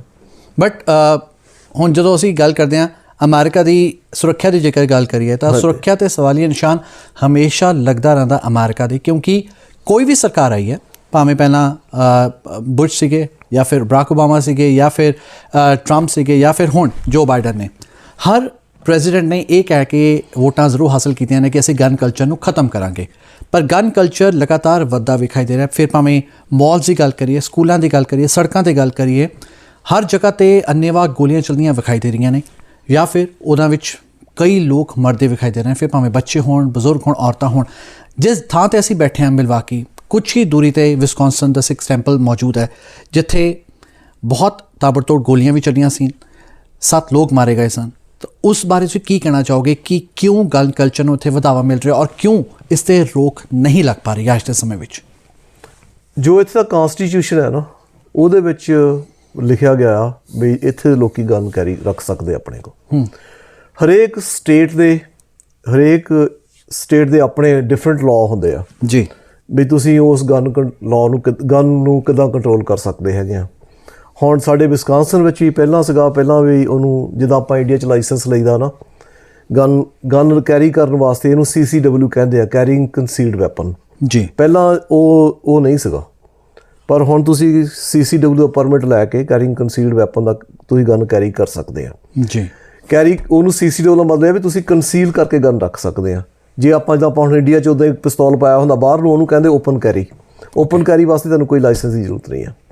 ਅੱਛਾ ਜੀ। ਦੂਸਰਾ, ਗਨਸ ਇੱਥੇ ਅਵੇਲੇਬਲ ਬਹੁਤ ਹੈ। ਆਪਣੇ ਇੰਡੀਆ 'ਚ ਲਾਇਸੈਂਸ ਲੈਣਾ ਬਹੁਤ ਮੁਸ਼ਕਿਲ ਹੈ, ਬਹੁਤ ਹੀ ਮੁਸ਼ਕਿਲ ਹੈ ਇੰਡੀਆ 'ਚ ਜੀ। ਮੈਂ ਜਦੋਂ ਇੰਡੀਆ ਸੀਗਾ, ਮੈਂ 2 ਵਾਰ ਅਪਲਾਈ ਕੀਤਾ when I was sub inspector. I applied for gun license ਕਿਉਂਕਿ ਮੈਨੂੰ ਹੰਟਿੰਗ ਦਾ ਸ਼ੌਕ ਸੀ। ਮੈਨੂੰ ਹੰਟਿੰਗ ਦਾ ਸ਼ੌਕ ਸੀਗਾ ਜੀ, ਤੇ ਮੈਂ ਹੰਟਿੰਗ ਵਾਸਤੇ ਮੈਂ ਸ਼ਾਰਟ ਗਨ ਵਾਸਤੇ ਅਪਲਾਈ ਕੀਤਾ। 2 ਵਾਰ ਮੇਰਾ ਲਾਇਸੈਂਸ ਰਿਜੈਕਟ ਕਰਤਾ ਈਵਨ ਦੋ ਆਈ was sub inspector that time ਜੀ। ਇੱਥੇ ਕੋਈ ਰਿਸਟ੍ਰਿਕਸ਼ਨ ਨਹੀਂ ਆ। ਇੱਥੇ ਤੁਸੀਂ ਹੁਣ ਮਾਰਕੀਟ ਜਾਓ, ਬਾਜ਼ਾਰ ਜਿੱਥੇ ਗਨਸ ਵਿਕਦੀਆਂ ਹੈਗੀਆਂ, if you want to buy 15 rifles you can buy 15 rifle, you can buy 20 rifle, doesn't matter. ਉਹ ਤੁਹਾਡਾ ਸਿਰਫ ਤੁਹਾਡਾ ਉਹਨੀ ਪਿੱਛੋਂ ਆਪਣਾ ਬੈਕਗਰਾਊਂਡ ਰਾਈਟ ਵੇ ਚੈੱਕ ਕਰਨੀ ਹੈ, right way you can buy rifle. ਪਰ ਜੇ ਤੁਸੀਂ ਪਿਸਟਲ ਬੈਕਗਰਾਊਂਡ ਕਲੀਅਰ ਹੈ ਤਾਂ ਤੁਹਾਨੂੰ ਕੋਈ ਰੋਕ ਨਹੀਂ ਹੈ। ਪਰ ਜੇ ਤੁਸੀਂ ਹੈਂਡਗਨ ਜਾਂ ਕੋਈ ਪਿਸਟਲ ਜਾਂ ਕੋਈ ਸਮਾਲ ਵੈਪਨ ਕੈਰੀ ਕਰਨਾ ਹੈ, ਉਹਦੇ ਵਾਸਤੇ ਕੂਲ ਡਾਊਨ ਪੀਰੀਅਡ ਹੁੰਦਾ ਆਈ ਥਿੰਕ 48 ਆਵਰ ਔਰ 72 ਆਵਰਸ। ਉਹਨੂੰ ਕੂਲ ਡਾਊਨ ਪੀਰੀਅਡ ਕਹਿੰਦੇ ਆ ਉਹਨੂੰ। ਫਿਰ ਤੁਸੀਂ ਉਸ ਤੋਂ ਬਾਅਦ ਤੁਸੀਂ ਆਪਣਾ ਪਿਸਤੌਲ ਜਾਂ ਗਨ ਜੋ ਵੀ ਕੁਛ ਲੈਣੀ ਲਿਆ ਸਕਦੇ ਆ। ਪਰ ਵੱਡੀ ਗਨਸ ਵਾਸਤੇ, ਰਾਈਫਲ ਸ਼ਾਰਟ ਗਨਸ ਵਾਸਤੇ you can buy right now. ਕੋਈ ਰਿਸਟ੍ਰਿਕਸ਼ਨ ਨਹੀਂ ਹੈ, ਕੋਈ ਲਾਇਸੈਂਸ ਦੀ ਜ਼ਰੂਰਤ ਨਹੀਂ ਹੈ। ਯਾਨੀ ਕਿ ਆਉਣ ਵਾਲੇ ਸਮੇਂ ਵਿੱਚ ਵੀ ਅਸੀਂ ਇਹ ਮੰਨੀਏ ਕਿ ਅਮਰੀਕਾ ਵਿੱਚ ਗਨ ਕਲਚਰ ਦਾ ਵਧਾਵਾ ਜਿਹੜਾ ਹੈ ਉਹ ਹੋਰ ਵਧੇਗਾ। ਉਹ ਤਾਂ ਵਧ ਹੀ ਰਿਹਾ ਤੇ ਵਧਣਾ ਵੀ ਹੈ ਜੀ ਉਹ, ਰਾਈਟ। ਯਾਨੀ ਕਿ ਕੋਈ ਵੀ ਸਰਕਾਰ ਆਏ ਅਮਰੀਕਾ ਵਿੱਚ ਗਨ ਕਲਚਰ ਖਤਮ ਨਹੀਂ ਹੋਏਗਾ। ਪਿੱਛੇ ਜੇ ਨਹੀਂ ਥੋੜਾ ਜਿਹਾ ਕੰਟਰੋਲ ਕੀਤਾ ਸੀਗਾ। ਇਹਨੇ ਕੀ ਕੀਤਾ ਸੀ, ਜੋ ਰਾਈਫਲਸ ਹੈ ਨਾ, ਜੋ ਹਾਈ ਕੈਪੈਸਿਟੀ ਮੈਗਜ਼ੀਨ ਹੈ ਨਾ, ਜਾਂ ਪਿਸਟਲ ਦੇ ਹਾਈ ਕੈਪੈਸਿਟੀ ਮੈਗਜ਼ੀਨ ਹੈ, ਮੀਨ ਮੋਰ ਦੈਨ 10 ਰਾਊਂਡਸ ਵਾਲੇ ਮੈਗਜ਼ੀਨ ਜਿਹੜੇ ਹੈਗੇ ਆ ਜੀ, ਉਹ ਬੈਨ ਕਰਤੇ ਸੀ ਨਹੀਂ ਪਿੱਛੇ ਜੇ। ਤੇ ਪਰ ਅੱਜ ਤੋਂ ਫੇਰ ਕਦੋਂ ਦੀ ਗੱਲ ਹੈ, ਮੇਰੇ ਖਿਆਲ ਮੇਬੀ 10-15 ਸਾਲ ਪਹਿਲਾਂ ਉਹਨੇ ਫੇਰ ਉਹ ਓਪਨ ਕਰ ਦਿੱਤੇ ਉਹ, ਪਰ ਟੋਟਲੀ ਬੰਦ ਨਹੀਂ ਕੀਤੇ ਸੀਗੇ। ਜਿਹੜੀਆਂ ਗਨਸ ਅਸੀਂ ਇੰਡੀਆ ਵਿੱਚ ਨਾ ਗਾਣਿਆਂ ਵਿੱਚ ਸੁਣਦੇ ਹਾਂ ਵੀ ਇਹਨੇ ਗਲਾਕ ਲੈ ਲਿਆ ਰੱਖਿਆ, ਗਾਣਿਆਂ 'ਚ ਕਈ ਵਾਰੀ ਆਉਂਦਾ ਨਾ, ਉਹ ਗਨਸ ਕਾਮਨ ਹੈ ਇੱਥੇ ਲੋਕਾਂ ਦੇ ਆਮ ਘਰਾਂ 'ਚ ਆ ਇੱਥੇ। ਜੇ ਆਪਾਂ ਲੈਣਾ ਹੋਵੇ, ਗਲਾਕ ਲੈਣਾ ਹੋਵੇ, ਮੇਰੇ ਖਿਆਲ ਆਈ ਥਿੰਕ 10-15 ਲੱਖ ਰੁਪਏ ਤੱਕ ਮਹਿੰਗਾ ਆਉਂਦਾ, ਕਾਫੀ ਮਹਿੰਗਾ ਆਉਂਦਾ, ਜਿਹੜਾ ਤੁਸੀਂ ਇੱਥੇ 300-400 ਡਾਲਰ ਲੈ ਸਕਦੇ ਆ। ਕਿਉਂਕਿ ਕਿਤੇ ਨਾ ਕਿਤੇ ਘਰਾਂ ਵਿੱਚ ਲੋਕੀ ਲੈ ਤਾਂ ਲੈਂਦੇ ਨੇ ਆਪਣੀ ਸੁਰੱਖਿਆ ਲਈ ਬੰਦੂਕ, ਲੇਕਿਨ ਉਹਨਾਂ ਦੇ ਜਿਹੜੇ ਬੱਚੇ ਹੁੰਦੇ ਨੇ, ਹਰ ਇੱਕ ਦਾ ਆਪਣਾ ਆਪਣਾ ਬਿਹੇਵੀਅਰ ਹੈਗਾ, ਸੁਭਾਅ ਹੈਗਾ। ਸਕੂਲ ਵਿੱਚ ਕੋਈ ਲੜਾਈ ਹੋਈ ਤਾਂ ਘਰ ਵਿੱਚ ਬੱਚੇ ਨੂੰ ਪਤਾ ਕਿ ਹਾਂ ਮੇਰੇ ਪਾਪਾ ਦੀ ਜਾਂ ਇਹ ਗਨ ਕਿੱਥੇ ਪਈ ਹੈਗੀ, ਉੱਥੋਂ ਗਨ ਚੁੱਕੀ ਤੇ ਜਾ ਕੇ ਸਕੂਲ 'ਚ ਫਾਇਰ ਕਰਤੀ। ਅਸੀਂ ਦੇਖਿਆ ਵੀ ਹੈ, ਬੱਚਿਆਂ ਨੂੰ ਹੱਥਾਂ ਵਿੱਚ ਦੇਖਿਆ ਵੀ ਹੈ। ਤਾਂ ਕੀ ਗਲਤੀ ਮਾਪਿਆਂ ਦੀ ਹੈ ਕਿ ਉਹਨਾਂ ਨੇ ਸਰੇਆਮ ਗਨ ਨੂੰ ਰੱਖਿਆ ਹੋਇਆ, ਜਾਂ ਫਿਰ ਉਹਨਾਂ ਨੂੰ ਲੌਕ ਨਹੀਂ ਕਰਕੇ ਰੱਖਿਆ ਹੋਇਆ, ਜਾਂ ਉਸ ਵਿੱਚ ਉਹਨੂੰ ਹਮੇਸ਼ਾ ਭਰੀ ਹੋਈ ਜਿਹੜੀ ਲੋਡਡ ਗਨ ਜਿਹੜੀਆਂ ਰੱਖੀਆਂ ਹੋਈਆਂ ਘਰਾਂ ਵਿੱਚ? ਉਹਦੇ ਵਿੱਚ ਡੈਫੀਨੇਟਲੀ ਪੇਰੈਂਟਸ ਦੀ ਰਿਸਪੌਂਸਿਬਿਲਿਟੀ ਆ ਉਹ, ਵੀ ਜੇ ਤੁਹਾਡੇ ਘਰ 'ਚ ਕੋਈ ਗਨਸ ਹੈਗੀ ਆ, ਤੁਸੀਂ ਉਹਨੂੰ ਗਨ ਸੇਫ ਵਿੱਚ ਰੱਖੋ। ਬਿਲਕੁਲ, ਗਨ ਲਾ ਕੇ ਰੱਖੋ, ਉਹਨੂੰ ਅਨਲੋਡ ਕਰਕੇ ਰੱਖੋ ਉਹਨਾਂ ਨੂੰ। ਪਰ ਜਦੋਂ ਤੁਸੀਂ ਉਹਨੂੰ ਰੱਖਦੇ ਹੈਗੇ ਆ, ਕਈ ਵਾਰ ਐਕਸੀਡੈਂਟਲ ਵੀ ਬੱਚੇ ਮਤਲਬ ਗਨ ਨਾਲ ਪਲੇ ਕਰਦੇ ਹੈਗੇ, ਮਰ ਜਾਂਦੇ ਆ, ਜਾਂ ਆਪਣਾ ਕਿਸੇ ਨੂੰ ਮਾਰਤਾ, ਐਕਸੀਡੈਂਟਲੀ ਮਾਰਤਾ। ਉਸ ਤੋਂ ਬਾਅਦ 'ਚ ਸਕੂਲਸ ਵਿੱਚ ਜਿਹੜੇ ਬੱਚੇ ਲੈ ਜਾਂਦੇ ਗਨਸ ਵਗੈਰਾ ਨਾ, ਉਹ ਫਿਰ ਉਹੀ ਗਨਸ ਲੈ ਕੇ ਜਾਂਦੇ ਹੈਗੇ ਜਦੋਂ ਗਨ ਤੁਸੀਂ ਓਪਨ ਹੀ ਘਰ 'ਚ ਰੱਖੀ ਹੈਗੀ ਆ। ਠੀਕ ਹੈ, ਪਰ ਉਹ ਆ ਵੀ ਗਨ ਰੱਖਣ ਦੇ ਨਾਲ ਨਾ ਤੁਹਾਨੂੰ ਉਹਦੀ ਐਜੂਕੇਟ ਵੀ ਹੋਣਾ ਪੈਂਦਾ ਆ ਵੀ ਤੁਸੀਂ ਕਿੱਦਾਂ ਉਹਨੂੰ ਸੇਫਲੀ ਰੱਖ ਸਕਦੇ ਆ, ਰਾਈਟ। ਈਵਨ ਜਦੋਂ ਤੁਸੀਂ ਉਹਨੂੰ ਜੇ ਗਨ ਤੁਸੀਂ ਯੂਜ਼ ਕਰਨੀ ਪੈਂਦੀ ਵੀ ਹੈ ਨਾ ਜੀ, ਵੀ ਉਹਦੀ ਤੁਹਾਨੂੰ ਟ੍ਰੇਨਿੰਗ ਲੈਣੀ ਚਾਹੀਦੀ ਆ ਉੱਥੇ, ਮਤਲਬ ਵੀ ਤੁਸੀਂ ਕਿੱਦਾਂ ਉਹਨੂੰ ਯੂਜ਼ ਕਰੋ, ਜਾਂ ਕਿੱਦਾਂ when you have to shoot something, right. ਕਦੋਂ ਤੁਸੀਂ ਸ਼ੂਟ ਕਰ ਸਕਦੇ ਆ, ਗਨ ਚਲਾਉਣੀ ਬਹੁਤ ਸੌਖੀ ਆ ਬਿਲਕੁਲ, ਪਰ ਜਿਹੜੇ ਬਾਅਦ ਦੇ ਕਨਸੀਕੁਐਂਸਿਸ ਆ ਉਹਦੇ ਨਾਲ ਉਹ ਬੜੇ ਮੁਸ਼ਕਿਲ ਹੈ ਉਹਨਾਂ ਨੂੰ ਬੀਅਰ ਕਰਨਾ। ਉਹਨਾਂ ਨੂੰ ਨੈਚੁਰਲ ਗੱਲ ਹੈ, ਜਦੋਂ ਇੱਕ ਬੰਦੂਕ 'ਚੋਂ ਗੋਲੀ ਚੱਲਦੀ ਹੈ ਤਾਂ ਕਈ ਪਰਿਵਾਰਾਂ ਦੇ ਜੀਅ ਚਲੇ ਜਾਂਦੇ ਨੇ। ਉਸ ਤੋਂ ਬਾਅਦ ਜਿਹੜਾ ਮਾਤਮ ਦਾ ਮਾਹੌਲ ਬਣਦਾ ਹੈਗਾ, ਲੋਕਾਂ ਨੂੰ ਸਜ਼ਾਵਾਂ ਹੁੰਦੀਆਂ ਨੇ, ਉਹ ਪੂਰਾ ਭਵਿੱਖ ਖਰਾਬ ਹੋ ਜਾਂਦਾ ਉਸ ਨਾਲ। ਇੱਕ ਗੋਲੀ ਚੱਲਣਾ ਪੂਰਾ ਭਵਿੱਖ ਖਰਾਬ ਹੁੰਦਾ। ਇੱਕ ਗੋਲੀ ਮੀਨ ਇੱਕ ਲਾਈਫ, ਘੱਟੋ ਘੱਟ ਇਹ ਸੋਚੋ। ਹਾਂਜੀ ਬਿਲਕੁਲ। ਦੂਸਰੇ ਪਾਸੇ ਜੇਕਰ ਅਸੀਂ ਡੋਮੈਸਟਿਕ ਵਾਇਲੈਂਸ ਦੀ ਗੱਲ ਕਰਦੇ ਹਾਂ, ਅਮਰੀਕਾ ਵਿੱਚ ਡੋਮੈਸਟਿਕ ਵਾਇਲੈਂਸ ਦਾ ਜਿਹੜਾ ਆંકੜਾ ਹੈਗਾ ਦਿਨ ਬ ਦਿਨ ਵੱਧਦਾ ਜਾ ਰਿਹਾ ਹੈ। ਪੁਲਿਸ ਹਮੇਸ਼ਾ ਕੋਸ਼ਿਸ਼ ਕਰਦੀ ਹੈ ਲੋਕਾਂ ਨੇ ਕਿ ਜਿਹੜੇ ਘਰਾਂ ਵਿੱਚ ਕਲੇਸ਼ ਹੋ ਰਹੇ ਨੇ ਉਹ ਖਤਮ ਹੋਣ, ਪਰ ਲੋਕੀ ਡਰਦੇ ਨੇ। ਜਿਹੜੀਆਂ ਪੰਜਾਬੀ ਦੀ ਅਸੀਂ ਗੱਲ ਕਰਾਂਗੇ, ਕਿਉਂਕਿ ਪੰਜਾਬੀਆਂ ਦੀ ਜਦੋਂ ਇੱਥੇ ਵਿਆਹ ਹੁੰਦੇ ਨੇ, ਕੁੜੀਆਂ ਇੱਥੇ ਆਉਂਦੀਆਂ ਨੇ, ਤਾਂ ਉਹਨਾਂ ਨੂੰ ਪਤਾ ਨਹੀਂ ਹੁੰਦਾ ਕਿ ਅਸੀਂ ਪੁਲਿਸ ਤੱਕ ਪਹੁੰਚਣਾ ਕਿਵੇਂ ਹੈ। ਦੂਸਰੀ ਗੱਲ ਸਭ ਤੋਂ ਵੱਡਾ ਆਉਂਦਾ ਹੈ ਲੈਂਗੁਏਜ ਬੈਰੀਅਰ, ਕਿਉਂਕਿ ਆਪਣੀ ਗੱਲ ਨੂੰ ਪੁਲਿਸ ਤੱਕ ਪਹੁੰਚਾਉਣਾ ਕਿਵੇਂ ਹੈ, ਉਹਦਾ ਕੀ ਹੱਲ ਹੈ ਅੱਜ ਦੇ ਸਮੇਂ ਵਿੱਚ? ਦੇਖੋ ਜੀ, ਬਹੁਤ ਸਾਰੇ ਲੋਕਾਂ ਨੂੰ ਸ਼ਾਇਦ ਨਹੀਂ ਪਤਾ ਹੋਣਾ। ਪਹਿਲੀ ਗੱਲ ਤਾਂ ਕਦੀ ਵੀ ਕੋਈ ਵੀ ਡੋਮੈਸਟਿਕ ਵਾਇਲੈਂਸ ਦਾ ਵਿਕਟਮ ਹੈ ਨਾ, ਆਲਵੇਜ਼ ਪੁਲਿਸ ਨੂੰ ਕਾਲ ਕਰੋ, ਰਾਈਟ। ਜੇ ਤੁਹਾਨੂੰ ਲੈਂਗੁਏਜ ਪ੍ਰੋਬਲਮ ਹੈ, ਉਹਨੂੰ ਇੱਥੇ ਲੈਂਗੁਏਜ ਲਾਈਨ ਕਹਿੰਦੇ ਆ। Language line mean police is going to call for you ਜੀ, ਰਾਈਟ। ਉਧਰ ਕੋਈ ਟਰਾਂਸਲੇਟਰ ਬੈਠਾ ਲਾਈਕ ਮੀ, ਜਾਂ ਹੋਰ ਕੋਈ somebody, right, who know different languages, right. ਉਹ ਤੁਹਾਡੀ ਪੰਜਾਬੀ ਬੋਲੀ ਨੂੰ, ਹਿੰਦੀ ਨੂੰ, ਉਰਦੂ ਨੂੰ, ਜੋ ਕੁਛ ਵੀ ਆ, ਜੋ ਵੀ ਲੈਂਗੁਏਜ ਤੁਸੀਂ, ਡਜ਼ਨਟ ਮੈਟਰ। ਤਾਂ ਮੈਂ ਤਿੰਨ ਲੈਂਗੁਏਜ ਉੱਦਾਂ ਹੀ ਕਹੀ ਆ ਨਾ, ਕੋਈ ਵੀ ਵਰਲਡ ਦੀ ਲੈਂਗੁਏਜ ਹੈਗੀ ਆ, there is a language line police will contact you with the language line. ਤੁਸੀਂ ਆਪਣੀ ਬੋਲੀ 'ਚ ਉਹਨਾਂ ਨੂੰ ਦੱਸੋ ਵੀ ਇਹਨੇ ਮੇਰੇ ਘਰ ਵਾਲੇ ਨੇ ਮੈਨੂੰ ਮਾਰਿਆ, ਮੈਨੂੰ ਇੱਦਾਂ ਕੀਤਾ ਇੱਦਾਂ ਕੀਤਾ। ਉਹ ਟ੍ਰਾਂਸਲੇਟ ਕਰਕੇ ਉਹਨੂੰ ਦੱਸੂਗੇ ਪੁਲਿਸ ਅਫਸਰ ਨੂੰ। ਡੋਮੈਸਟਿਕ ਵਾਇਲੈਂਸ ਬਹੁਤ ਸੀਰੀਅਸ ਹੈ, ਬਹੁਤ ਹੀ ਸੀਰੀਅਸ ਹੈ। ਪੁਲਿਸ ਅਫਸਰ ਇਹਨੂੰ ਬਹੁਤ ਹੀ ਸੀਰੀਅਸਲੀ ਲੈਂਦੇ ਆ ਜੀ। ਇੱਥੇ ਬਹੁਤ ਜ਼ਿਆਦਾ ਮਰਡਰ ਹੋਏ ਆ, ਬਹੁਤ ਜ਼ਿਆਦੀਆਂ ਕਿਲਿੰਗਸ ਹੋਈਆਂ ਆ, ਬਹੁਤ ਸਾਰੇ ਕ੍ਰਾਈਮ ਇਸ ਕਰਕੇ ਹੋਏ ਆ ਕਿਉਂਕਿ ਜਾਂ ਤਾਂ ਲੋਕਾਂ ਨੇ ਉਹਨੂੰ ਟਾਈਮਲੀ ਕਾਲ ਨਹੀਂ ਕੀਤਾ, ਸ਼ਰਮ ਦੇ ਮਾਰੇ, ਡਰ ਦੇ ਮਾਰੇ, ਜਾਂ ਹੋਰ ਰੀਜ਼ਨ ਕਰਕੇ, ਰਾਈਟ। ਔਰ ਜਾਂ ਫਿਰ ਇਹ ਹੋਇਆ ਵੀ ਉਹ ਐਕਸਪਲੇਨ ਨਹੀਂ ਕਰ ਸਕੇ ਚੰਗੀ ਤਰ੍ਹਾਂ, ਰਾਈਟ। ਪਰ ਉਹ ਆ ਵੀ ਐਡਵਾਈਸ ਮੇਰੀ ਇਹ ਆ ਵੀ ਜੇ ਕੋਈ ਵੀ ਬੰਦਾ, ਕੋਈ ਵੀ ਮਾਂ ਭੈਣ ਜਾਂ ਜੋ ਵੀ ਹੈ ਡੋਮੈਸਟਿਕ ਵਾਇਲੈਂਸ ਦੇ ਜੇ ਕੋਈ ਵਿਕਟਮ ਹੈਗੇ ਆ ਨਾ, ਉਹ ਹਮੇਸ਼ਾ ਪੁਲਿਸ ਨੂੰ ਕਾਲ ਕਰੋ। ਇਹ ਨਾ ਸੋਚੋ ਉਹਨਾਂ ਨੂੰ ਵੀ ਸਾਨੂੰ ਲੈਂਗੁਏਜ ਪ੍ਰੋਬਲਮ ਹੋਊਗੀ। ਉਹ ਤੁਹਾਨੂੰ ਮੈਂ ਦੱਸਦਾ ਲੈਂਗੁਏਜ ਉਹਦਾ ਹੱਲ ਹੈਗਾ ਜੀ, ਪੱਕਾ ਹੈਗਾ ਉਹਦਾ। ਬਿਲਕੁਲ। ਪਰ ਕਿਤੇ ਨਾ ਕਿਤੇ ਇਹ ਤਾਂ ਡੋਮੈਸਟਿਕ ਵਾਇਲੈਂਸ ਹੀ ਕਰ ਰਹੀ, ਪਰ ਦੂਜੇ ਪਾਸੇ ਬੱਚਿਆਂ ਦੇ ਨਾਲ ਬੁਲਿੰਗ ਵੀ ਬਹੁਤ ਜ਼ਿਆਦਾ ਹੁੰਦੀ ਹੈ ਸਕੂਲਾਂ ਵਿੱਚ ਜੀ। ਆਪਣੇ ਪੰਜਾਬੀ ਬੱਚਿਆਂ ਨਾਲ, ਕਿਉਂਕਿ ਉਹ ਸਿਰ 'ਤੇ ਦਸਤਾਰ ਬਣ ਕੇ ਜਾਂਦੇ ਨੇ, ਜੂੜਾ ਕਰਕੇ ਜਾਂਦੇ ਨੇ, ਪਟਕਾ ਬਣ ਕੇ ਜਾਂਦੇ ਨੇ, ਤਾਂ ਕਿਤੇ ਉਹਨਾਂ ਨੂੰ ਬੁਲਿੰਗ ਦਾ ਸ਼ਿਕਾਰ ਹੋਣਾ ਪੈਂਦਾ। ਕੁੜੀਆਂ ਨੂੰ ਸ਼ਿਕਾਰ ਹੋਣਾ ਪੈਂਦਾ ਕਿਉਂਕਿ ਪੰਜਾਬੀ ਜਿਹੜੀਆਂ ਕੁੜੀਆਂ ਨੇ ਪਿੱਛੇ ਗੁੱਤ ਕਰਕੇ ਜਾਂਦੀਆਂ ਨੇ। ਉਹਦਾ ਕੀ ਹੱਲ ਕਿਸ ਤਰ੍ਹਾਂ ਨਾਲ ਕੱਢਿਆ ਜਾ ਰਿਹਾ? ਉਹਦਾ ਹੱਲ ਆਈ ਡੋਂਟ ਨੋ, ਥੋੜ੍ਹਾ ਬਹੁਤਾ ਚੱਲਦਾ ਇੱਥੇ ਹੋਣਾ ਹੀ ਹੈ। ਇੱਥੇ ਅਸੀਂ ਉਹਨੂੰ 100% ਸਟਾਪ ਨਹੀਂ ਕਰ ਸਕਦੇ ਕਿਉਂਕਿ ਸਾਰਿਆਂ ਨੂੰ ਅਸੀਂ ਕਿਹਨੂੰ ਜਾ ਕੇ ਸਮਝਾਈਏ, ਰਾਈਟ। ਉੱਦਾਂ ਇੱਥੇ ਦੀ ਜਿਹੜੀ ਗੌਰਮੈਂਟ ਆ, ਜੋ ਵੀ ਇੱਥੇ ਦੇ ਹੈਗੇ ਆ ਨਾ ਜੀ, ਜੇ ਅਸੀਂ ਕੋਈ ਵੀ ਆਪਣੇ ਸਰਕਾਰੀ ਦਫ਼ਤਰ ਹੈਗੇ ਆ, ਈਵਨ ਸਾਡੇ ਪੁਲਿਸ ਸਟੇਸ਼ਨ ਜਿੰਨੇ ਵੀ ਆ ਨਾ, ਸਾਰੇ ਪੁਲਿਸ ਸਟੇਸ਼ਨ ਵਿੱਚ ਉਹਦੇ ਪੋਸਟਰ ਲੱਗੇ ਆ ਜੀ। ਉਹਨਾਂ ਪੋਸਟਰਸ ਵਿੱਚ ਉੱਥੇ ਲਿਖਿਆ ਆ ਵੀ ਹਾਂ ਵੀ ਆਹ ਸਰਦਾਰ ਦਾ ਪੋਸਟਰ ਹੈ, ਇਹਨੂੰ ਪੱਗ ਕਹਿੰਦੇ ਆ, ਇਹ ਦਾੜੀ ਰੱਖੀ ਆ, ਉਹਦੇ ਵਿੱਚ ਕੰਘਾ ਆ, ਰਾਈਟ। ਲੇਡੀਜ਼ ਆ ਚੁੰਨੀ ਕਹਿੰਦੇ ਆ, ਇਹਨਾਂ ਦਾ ਕਲਚਰ ਹੈ ਇਹ, ਰਾਈਟ। ਪਰ ਜੇ ਅਸੀਂ ਉਹਨੂੰ ਐਜੂਕੇਟ ਕਰਦੇ ਆ ਨਾ, ਲੋਕਾਂ ਨੂੰ ਮਿਲਦੇ ਆ, ਉਹਨਾਂ ਨੂੰ ਜਾ ਕੇ ਜਦੋਂ ਗੱਲਬਾਤ ਉਹਨਾਂ ਨਾਲ ਕਰਦੇ ਆ ਨਾ, ਦੇ ਅੰਡਰਸਟੈਂਡ ਦੈਟ, ਰਾਈਟ। ਪਰ ਅਸੀਂ 100% ਤਾਂ ਨਹੀਂ ਉਹਨੂੰ ਬੰਦ ਕਰ ਸਕਦੇ, ਪਰ ਫਿਰ ਵੀ ਕੀ ਆ ਨਾ ਵੀ ਅਸੀਂ ਉਹਨੂੰ ਘੱਟ ਕਰ ਸਕਦੇ ਹਾਂ ਵਿਦ ਉਹਨਾਂ ਦੀ ਮੀਟਿੰਗਸ ਵਿੱਚ ਜਾ ਕੇ ਉਹਨਾਂ ਨੂੰ ਦੱਸ ਕੇ, ਉਹਨਾਂ ਨੂੰ ਆਪਣੇ ਬਾਰੇ ਦੱਸੋ, ਆਪਣੇ ਕਲਚਰ ਬਾਰੇ ਦੱਸੋ, ਈਵਨ ਆਪਣੇ ਫੂਡ ਬਾਰੇ ਦੱਸੋ। ਐਵਰੀਬਾਡੀ ਲਾਈਕ ਇੰਡੀਅਨ ਫੂਡਸ, ਬਿਲਕੁਲ, ਰਾਈਟ। ਜੇ ਅਸੀਂ ਉਹਨਾਂ ਨੂੰ ਦੱਸਦੇ ਹਾਂ ਨਾ, ਤਾਂ ਉਹ ਹੁਣ ਸਾਡਾ ਇੱਥੇ ਅਸੀਂ ਪਿਓਰਲੀ ਵਾਈਟ ਨੇਬਰਹੁੱਡ ਵਿੱਚ ਰਹਿੰਦੇ ਹਾਂ, ਰਾਈਟ। ਪਰ ਸਾਨੂੰ ਨਹੀਂ ਕਦੀ ਕੁਛ ਨਹੀਂ ਹੋਇਆ, ਰਾਈਟ। ਉਹਨਾਂ ਦੀ ਜੇ ਕਿਸੇ ਨੂੰ ਕੋਈ ਹੈਲਪ ਦੀ ਜ਼ਰੂਰਤ ਹੈ, ਯੂ ਹੈਲਪ ਦੈਮ, ਰਾਈਟ। ਤਾਂ ਉਹ ਤੁਹਾਡੇ ਆਪਣੇ 'ਤੇ ਵੀ ਹੈਗਾ ਥੋੜ੍ਹਾ ਬਹੁਤ। ਪਰ ਜਿਹੜੀ ਬੁਲਿੰਗ ਵਗੈਰਾ ਹੈਗੀ ਥੋੜ੍ਹੀ ਬਹੁਤ ਨਾ, ਉਹ ਤਾਂ ਚੱਲਦੀ ਰਹਿਣੀ ਆ। ਉਹ ਤਾਂ ਕੋਈ ਵੀ ਇਹਨੂੰ 100% ਨਹੀਂ ਸਟਾਪ ਕਰ ਸਕਦਾ। ਇੱਕ ਖਾਸ ਗੱਲ ਤੁਹਾਡੇ ਤੋਂ ਜ਼ਰੂਰ ਪੁੱਛਣਾ ਚਾਹਾਂਗਾ ਕਿਉਂਕਿ ਤੁਸੀਂ ਖੁਦ ਪੁਲਿਸ ਮਹਿਕਮੇ ਵਿੱਚ ਰਹੇ ਹੋ ਔਰ ਬਤੌਰ ਸੀਨੀਅਰ ਆਫਿਸਰਸ ਨਾਲ ਕੰਮ ਕੀਤਾ ਹੈ। ਪੰਜਾਬੀਆਂ ਦੀ ਹਮੇਸ਼ਾ ਇਹ ਇੱਕ ਚਿਰੋਕਣੀ ਮੰਗ ਰਹੀ ਹੈ, ਵਡਮੁੱਲੀ ਖੁਆਇਸ਼ ਰਹੀ ਹੈ ਕਿ ਲੋਕਾਂ ਨੂੰ ਪਤਾ ਚੱਲੇ ਕਿ ਦਸਤਾਰ ਅਤੇ ਇੱਕ ਪਠਾਨ ਦੀ ਜਿਹੜੀ ਹੈਗੀ ਹੈ ਉਹਦੀ ਪਗੜੀ ਜਿਹੜੀ ਹੈਗੀ ਹੈ ਕੀ ਫ਼ਰਕ ਹੈ ਜੀ। ਕੀ ਪੁਲਿਸ ਮਹਿਕਮੇ ਵਿੱਚ ਇਸ ਬਾਰੇ ਕੋਈ ਖਾਸ ਟ੍ਰੇਨਿੰਗ ਦਿੱਤੀ ਜਾਂਦੀ ਹੈ ਕਿ ਪਤਾ ਚੱਲੇ ਕਿ ਦੋ ਸ਼ਖਸ ਜੇਕਰ ਖੜੇ ਨੇ, ਦੋਨਾਂ ਨੇ ਦਸਤਾਰ ਪਾਈ ਹੋਈ ਹੈ, ਇਹ ਦੋਨੋਂ ਅਲੱਗ-ਅਲੱਗ ਧਰਮ ਦੇ ਲੋਕ ਨੇ? ਡੈਫੀਨੇਟਲੀ, ਜਦੋਂ ਤੁਹਾਨੂੰ ਮੈਂ ਪਹਿਲਾਂ ਦੱਸਿਆ ਨਾ ਵੀ ਹਰੇਕ ਪੁਲਿਸ ਸਟੇਸ਼ਨ ਵਿੱਚ ਪੋਸਟਰਸ ਲੱਗੇ ਹੋਏ ਆ ਜੀ। ਉਹਦੇ ਉੱਤੇ ਉਹ ਡਿਫਰੈਂਸ਼ੀਏਟ ਕਰਦੇ ਆ ਵੀ ਆਹ ਪਟਕਾ ਆ, ਸੀਰੀਅਸਲੀ ਆਹ ਪਟਕਾ ਆ, ਆਹ ਪੱਗ ਹੈ। ਸਾਡੀ ਪੱਗ ਦਾ ਜਿਹੜਾ ਜੋ ਸਟਾਈਲ ਹੈ ਉਹ ਪਠਾਨਾਂ ਨਾਲੋਂ ਡਿਫਰੈਂਟ ਹੈ ਉਹ ਜੀ। ਉਹ ਉਹਨਾਂ 'ਚ ਦੱਸਿਆ ਜਾਂਦਾ। ਪਰ ਪਤਾ ਕੀ ਆ, ਬਹੁਤੇ ਲੋਕਾਂ ਨੂੰ ਨਹੀਂ ਸਮਝ ਨਹੀਂ ਆਉਂਦੀ ਉਹਦੀ, ਰਾਈਟ। ਬਈ ਲੋਕਾਂ ਨੇ ਦੇਖਿਆ, ਹਾਂ ਵੀ ਪੋਸਟਰ ਦੇਖਿਆ, ਉੱਥੇ ਦੋ ਪੱਗਾਂ ਦੀਦੀਆਂ, ਚਲੋ ਜੀ ਚੱਲ ਗਏ ਉੱਥੇ ਦੇਖ ਕੇ, ਰਾਈਟ। ਪਰ ਜੇ ਅਸੀਂ ਉਹਨਾਂ ਨੂੰ ਡਿਟੇਲ ਵਿੱਚ ਸਮਝਾਉਂਦੇ ਆ ਨਾ, ਹੁਣ ਜਿੱਦਾਂ ਇੱਥੇ ਆਪਣੇ, ਕਿਉਂਕਿ ਅੱਜ ਕੱਲ੍ਹ ਦੇਖੋ ਪੱਗਾਂ ਦਾ ਵੀ ਨਾ ਅਲੱਗ-ਅਲੱਗ ਸਟਾਈਲ ਹੋ ਗਿਆ ਜੀ। ਕਈ ਗੋਲ ਦਸਤਾਰ ਵੀ ਬੰਦੇ ਨੇ, ਉਹ ਵੀ ਸਿੱਖ ਨੇ, ਅਸੀਂ ਇਹ ਨਹੀਂ ਕਹਿ ਸਕਦੇ ਕਿ ਇਹ ਪਠਾਨ ਨੇ, ਠੀਕ ਹੈ। ਲੇਕਿਨ ਹੋਰਨਾਂ ਧਰਮਾਂ ਵਿੱਚ ਵੀ ਅਲੱਗ-ਅਲੱਗ ਪੱਗਿਆਂ ਦਾ ਸਟਾਈਲ ਚੇਂਜ ਹੁੰਦਾ ਜਾ ਰਿਹਾ ਹੈ। ਹਾਂਜੀ।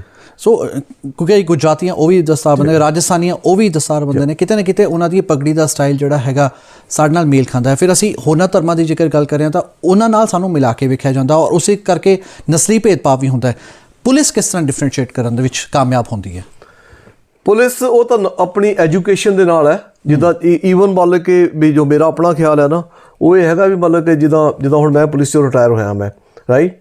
ਜੇ ਕੋਈ ਨਵੀਂ ਪੁਲਿਸ ਰਿਕਰੂਟਮੈਂਟ ਕਲਾਸ ਸਟਾਰਟ ਹੁੰਦੀ ਹੈ ਨਾ ਜੀ, ਸੋ ਜੇ ਮੇਰਾ ਕੋਈ ਡਿਪਾਰਟਮੈਂਟ ਮੈਨੂੰ ਬੁਲਾਵੇ ਉੱਥੇ ਆ ਕੇ ਵੀ they ask me to tell about my culture, ਤਾਂ ਮੈਂ ਤਾਂ ਬੱਚੇ ਇੱਥੋਂ ਲੈ ਜਾਊਗਾ ਆਪਣੇ ਨਾਲ ਤਿਆਰ ਕਰਕੇ ਉਹਨਾਂ ਨੂੰ, ਹਾਂ ਵੀ ਆਹ ਬੱਚਾ ਪਟਕੇ ਵਾਲਾ ਆ, ਆਹ ਸਾਡੀ ਲੜਕੀ ਆ, ਇਹਨੇ ਚੁੰਨੀ ਇਹਨੂੰ ਕਹਿੰਦੇ ਆ, ਰਾਈਟ। ਆਹ ਇਹਨੇ ਪੱਗ ਇਹਨੂੰ ਕਹਿੰਦੇ ਹੈਗੇ ਆ, ਆਹ ਸਾਡਾ ਪਹਿਰਾਵਾ ਇਹ ਆ ਜੀ, ਰਾਈਟ। ਐਜੂਕੇਸ਼ਨ ਦੇ ਨਾਲ ਅਸੀਂ ਉਹਨਾਂ ਦਾ ਕਰ ਸਕਦੇ ਹਾਂ। ਹੁਣ ਜਦੋਂ ਮੈਂ ਪੁਲਿਸ ਵਿੱਚ ਸੀਗਾ, ਇੱਥੇ ਮੈਂ ਸੀਗਾ, they asked me so many questions about our culture, right? ਪਰ at the and of day right ਉਹ ਖੁਸ਼ ਹੁੰਦੇ ਸੀ ਸੁਣ ਕੇ ਉਹ ਰਾਈਟ ਐਂਡ ਐਵਰੀਬੋਡੀ ਜਿੱਦਾਂ ਮੈਂ ਕਿਹਾ ਨਾ ਵੀ ਸਾਡੇ ਕਦੀ ਇੱਥੋਂ ਦੀ ਕਿਸੇ ਨੇ ਆਉਣਾ ਰਾਈਟ ਵੀ ਆਫਰ ਹਿਮ ਫੂਡ ਆਲਸੋ ਕਦੀ ਕੰਮ ਤੇ ਵੀ ਫੂਡ ਬਣਾ ਕੇ ਲੈ ਗਏ right and everybody like that everybody love that ਪਰ ਉਹ ਤੁਹਾਡੇ ਤੇ ਆਉਂਦਾ ਵੀ ਤੁਸੀਂ ਉਹਨਾਂ ਨੂੰ ਮਿਲੋ, ਉਹਨਾਂ ਨੂੰ ਦੱਸੋ ਆਪਣੇ ਬਾਰੇ ਉਹਨਾਂ ਦੇ, ਠੀਕ ਹੈ।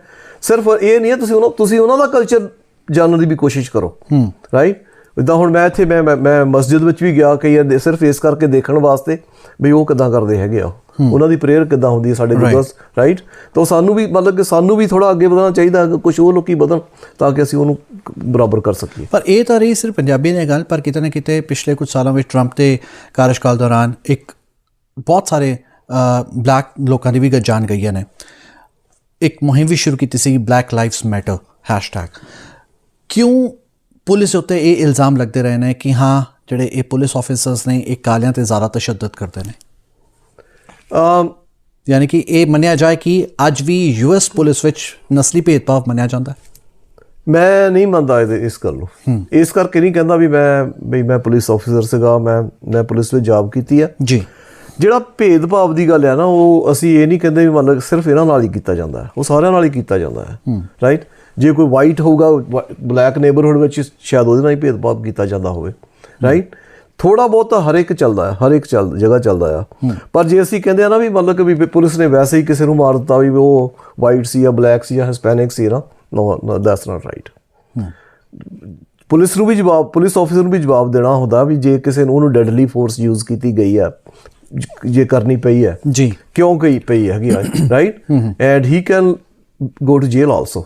ਜੇ ਪ੍ਰੂਵ ਹੋ ਜਾਵੇ ਵੀ ਇਹਨੇ ਨਜਾਇਜ਼ ਕੀਤੀ ਹੈ ਕਿਤੇ, ਤਾਂ ਉਹ ਵੀ ਜੇਲ੍ਹ ਸਕਦੇ। ਇਹ ਨਹੀਂ ਵੀ ਉੱਥੇ ਉਹਨੂੰ ਉਹਦੇ ਵਾਸਤੇ ਜੇਲ੍ਹ ਨਹੀਂ ਹੈਗੀ ਆ। ਦੇਰ ਆਰ ਸੋ ਮੈਨੀ ਪੁਲਿਸ ਅਫਸਰ ਦੇ ਆਰ ਇਨ ਜੇਲ੍ਹ ਨਾਓ, ਕਿਉਂਕਿ ਉਹਨਾਂ ਕੋਲ ਚਾਹੇ ਗਲਤੀ ਨਾਲ ਚਾਹੇ ਜਿੱਦਾਂ ਮਰਜ਼ੀ ਹੋ ਗਿਆ ਉਹ right, and they are deadly force ਉਹ ਪ੍ਰੂਵ ਨਹੀਂ ਕਰ ਸਕੇ ਜੀ ਰਾਈਟ।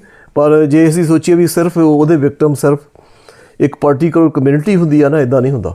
ਵਿਕਟਮ ਤਾਂ ਸਾਰੇ ਹਰ ਇੱਕ ਜਗ੍ਹਾ ਡਿਸਕ੍ਰਿਮੀਨੇਸ਼ਨ ਹਰੇਕ ਜਗ੍ਹਾ ਥੋੜ੍ਹਾ ਬਹੁਤ ਹੈਗਾ ਹੀ ਆ। ਠੀਕ ਹੈ। ਜਾਂਦੇ ਤੌਰ 'ਤੇ ਇੱਕ ਆਖਰੀ ਸਵਾਲ ਮੈਂ ਜ਼ਰੂਰ ਕਰਨਾ ਚਾਹਾਂਗਾ ਕਿ ਜਿਹੜੇ ਪੰਜਾਬੀ ਬੱਚੇ ਜਾਂ ਕੋਈ ਐਸੇ ਲੋਕ ਨੇ ਜਿਹੜੇ ਕੁੜੀਆਂ ਨੇ ਚਾਹੇ ਮੁੰਡੇ ਨੇ ਪੁਲਿਸ ਵਿੱਚ ਜਾਣਾ ਚਾਹੁੰਦੇ ਨੇ, ਕੀ ਰਸਤਾ ਹੋ ਸਕਦਾ ਉਹਨਾਂ ਲਈ? ਮੇਰੇ ਪਹਿਲੀ ਗੱਲ ਪੁਲਿਸ ਵਿੱਚ, ਹਾਂਜੀ, ਪਹਿਲੀ ਗੱਲ ਤਾਂ ਨਾ ਮੈਂ ਤਾਂ ਐਡਵਾਈਜ਼ ਕਰੂੰਗਾ ਬਈ ਜਿਹੜੇ ਬੱਚੇ ਨੇ ਜਾਣਾ ਚਾਹੁੰਦੇ ਆ, ਬਹੁਤ ਅੱਛੀ ਗੱਲ ਹੋਗੀ, ਬੜੀ ਅੱਛੀ ਗੱਲ ਹੋਗੀ ਜੇ ਅਸੀਂ ਪੁਲਿਸ ਵਿੱਚ ਜਾਵਾਂਗੇ ਰਾਈਟ। ਜਦੋਂ ਮੈਂ ਪੁਲਿਸ ਵਿੱਚ ਗਿਆ, ਮੈਂ ਪਤਾ ਨਹੀਂ ਕਿੰਨੇ ਲੋਕਾਂ ਨੂੰ ਐਜੂਕੇਟ ਕੀਤਾ ਉੱਥੇ, ਕਿੰਨੇ ਲੋਕਾਂ ਨੂੰ ਆਪਣੇ ਕਲਚਰ ਵਾਸਤੇ ਆਪਣੀ ਹਰੇਕ ਚੀਜ਼ ਵਾਸਤੇ ਮੈਂ ਉਹਨਾਂ ਨੂੰ ਦੱਸਿਆ ਉਹਨਾਂ ਨੂੰ ਮੈਂ ਰਾਈਟ। ਹੁਣ ਮੈਂ ਉੱਥੇ ਹੈ ਨਹੀਂ ਗਾ ਰਾਈਟ। ਸਾਡੇ ਹੈ ਮੇਰੇ ਖਿਆਲ I think we have 3 or 4 Indian they are sheriff department now ਜੀ ਰਾਈਟ। ਪੁਲਿਸ ਦੇ ਸ਼ੈਰਿਫ ਥੋੜ੍ਹਾ ਡਿਫਰੈਂਟ ਹੈਗੇ, ਪਰ ਪੁਲਿਸ 'ਚ ਕੋਈ ਹੈ ਨਹੀਂ ਗਾ ਜੇ ਮੇਰੇ ਤੋਂ ਬਾਅਦ 'ਚ ਕੋਈ ਨਹੀਂ ਆਇਆ। ਅਤੇ ਰਸਤਾ ਇਹ ਹੈ ਮਤਲਬ ਕਿ ਵੀ ਆਪਣਾ ਉਹ ਕ੍ਰਿਮੀਨਲ ਜਸਟਿਸ ਦੀ ਸਟੱਡੀ ਕਰਨ, ਚਾਹੇ ਉਹ ਆਪਣਾ ਐਸੋਸੀਏਟ ਡਿਗਰੀ ਜਾਂ ਬੈਚਲਰ ਕਰਕੇ ਉਹਦੇ ਤੋਂ ਜੀ ਰਾਈਟ। ਤਾਂ ਜੋ ਉਹਦਾ ਪ੍ਰੋਸੈਸ ਹੈਗਾ ਆ ਤਾਂ ਉਹ ਕਰਕੇ ਜਾਣ। It's a good job, it's a good paying job, respectable job, ਪਰ ਦੇਰ ਸਮ ਰਿਸਕ ਇਨਵੋਲਵ। ਪਰ ਫਿਰ ਵੀ ਨਾ ਮਤਲਬ it's a government job at the end of day, ਵਧੀਆ ਜੌਬ ਹੈ, ਮਾੜੀ ਨਹੀਂ ਹੈ। ਬਿਲਕੁਲ। ਸੋ ਬਹੁਤ ਬਹੁਤ ਧੰਨਵਾਦ ਮਹੇਰ ਸਾਹਿਬ ਸਾਡੇ ਨਾਲ ਗੱਲਬਾਤ ਕਰਨ ਦੇ ਲਈ, ਕਿਉਂਕਿ ਬਹੁਤ ਸੂਝਵਾਨ ਗੱਲਾਂ ਤੁਹਾਡੇ ਤੋਂ ਮਿਲੀਆਂ ਨੇ ਔਰ ਜਿਹੜਾ ਤੁਸੀਂ ਇੱਕ ਆਪਣਾ ਐਕਸਪੀਰੀਅੰਸ ਸਾਡੇ ਨਾਲ ਸ਼ੇਅਰ ਕੀਤਾ ਉਹਦੇ ਲਈ ਬਹੁਤ ਬਹੁਤ ਸ਼ੁਕਰੀਆ। ਸੋ ਇਹ ਸਨ ਸਾਡੇ ਨਾਲ ਬਲਬੀਰ ਮਹੇਰ ਸਾਹਿਬ, ਜਿਨ੍ਹਾਂ ਦਾ ਸਾਫ਼ ਤੌਰ 'ਤੇ ਕਹਿਣਾ ਕਿ ਪੁਲਿਸ ਇੱਕ ਰਿਸਪੈਕਟੇਬਲ ਜੌਬ ਜ਼ਰੂਰ ਹੈਗੀ ਹੈ ਜੇਕਰ ਇਸ ਨੂੰ ਤਨਦੇਹੀ ਨਾਲ, ਜੋਸ਼ ਜਜ਼ਬੇ ਨਾਲ ਨਿਭਾਇਆ ਜਾਏ। ਜੇਕਰ ਕੁਝ ਐਸੇ ਬੱਚੇ ਨੇ ਜਿਹੜਾ ਜਾਣਾ ਚਾਹੁੰਦੇ ਨੇ ਪੁਲਿਸ ਵਿੱਚ, ਤਾਂ ਜਿਵੇਂ ਮਹੇਰ ਸਾਹਿਬ ਨੇ ਕਿਹਾ ਜ਼ਰੂਰ ਜਾਣਾ ਚਾਹੀਦਾ ਹੈ, ਕਿਉਂਕਿ ਪੁਲਿਸ ਇੱਕ ਅਜਿਹੀ ਜੌਬ ਹੈ ਜਿਸ ਵਿੱਚ ਤੁਸੀਂ ਹੋਰਨਾਂ ਕਮਿਊਨਿਟੀਜ਼ ਨੂੰ ਵੀ ਜਾ ਕੇ ਦੱਸ ਸਕਦੇ ਹੋ ਕਿ ਵੱਖ-ਵੱਖ ਧਰਮਾਂ ਵਿੱਚ ਕੀ ਫਰਕ ਹੈ ਔਰ ਕਿਸ ਤਰ੍ਹਾਂ ਸੁਰੱਖਿਆ ਨੂੰ ਹੋਰ ਮਜ਼ਬੂਤ ਬਣਾਇਆ ਜਾ ਸਕਦਾ ਹੈ। ਸੋ ਇਹ ਸੀ ਸਾਡਾ ਅੱਜ ਦਾ ਦ ਬਿਗ ਪੁਆਇੰਟ। ਅਗਲੇ ਹਫ਼ਤੇ ਇੱਕ ਹੋਰ ਸ਼ਖਸ ਨਾਲ ਖਾਸ ਤੁਹਾਡੇ ਮੁਖਾਤਿਬ ਹੋਵਾਂਗੇ, ਜਿਸ ਨਾਲ ਵੱਖ-ਵੱਖ ਮੁੱਦਿਆਂ 'ਤੇ ਗੱਲਬਾਤ ਕਰਾਂਗੇ। ਫਿਲਹਾਲ ਮੈਨੂੰ ਯਾਨੀ ਭੁਲੰਦਰ ਸਿੰਘ ਵਿਰਮਾਨੀ ਨੂੰ ਦਿਓ ਇਜਾਜ਼ਤ। ਤੁਸੀਂ ਬਣੇ ਰਹੋ ਵੀ ਮੀਡੀਆ ਦੇ ਨਾਲ। ਧੰਨਵਾਦ। ਸਤਿ ਸ਼੍ਰੀ ਅਕਾਲ।